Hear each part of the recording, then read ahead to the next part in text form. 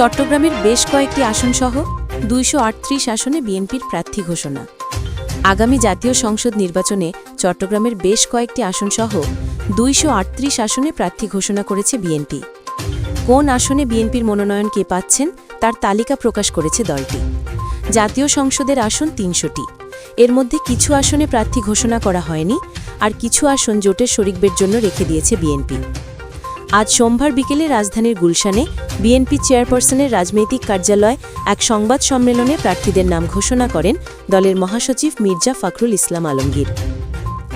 মির্জা ফখরুল ইসলাম আলমগীর জানান, BNP chairperson Khaleda Zia Feni ১, Bogura ৭ ও দিনাজপুর ৩ আসন থেকে প্রার্থী হচ্ছেন, আর বিএনপির ভারপ্রাপ্ত চেয়ারম্যান তারেক রহমান নির্বাচন করবেন বগুড়া ৬ আসনে।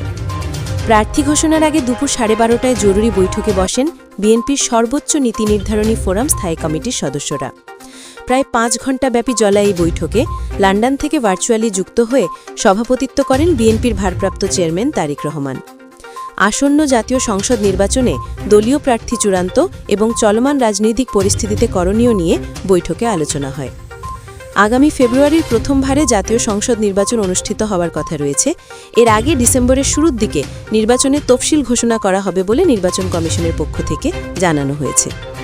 চট্টগ্রামে বিএনপির মনোনয়ন যারা পেলেন তারা হল চট্টগ্রাম ১ নুরুল আমিন, চট্টগ্রাম ২ সরওয়ার আলমগীর, চট্টগ্রাম ৩ পরে ঘোষণা করা হবে, চট্টগ্রাম ৪ কাজী সালাহউদ্দিন, চট্টগ্রাম ৫ মীর মোহাম্মদ হেলাল উদ্দিন, চট্টগ্রাম ৬ পরে ঘোষণা করা হবে, চট্টগ্রাম ৭ হুম্মাম কাদের চৌধুরী, চট্টগ্রাম ৮ এরশাদ উল্লাহ, চট্টগ্রাম ৯ আবু সুফিয়ান, চট্টগ্রাম ১০ আমির খসরু, চট্টগ্রাম ১১ পরে ঘোষণা করা হবে, চট্টগ্রাম ১২ এনামুল হক এনাম, চট্টগ্রাম ১৩ সারওয়ার জামান নিজাম, চট্টগ্রাম ১৪ পরে ঘোষণা করা হবে, চট্টগ্রাম ১৫ পরে ঘোষণা করা হবে, চট্টগ্রাম ১৬ মিশকাতুল ইসলাম পাপ্পা।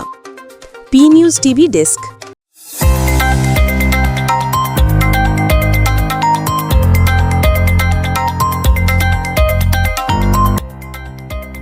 সত্যের সন্ধানে নির্ভীক, পি নিউজ টিভি।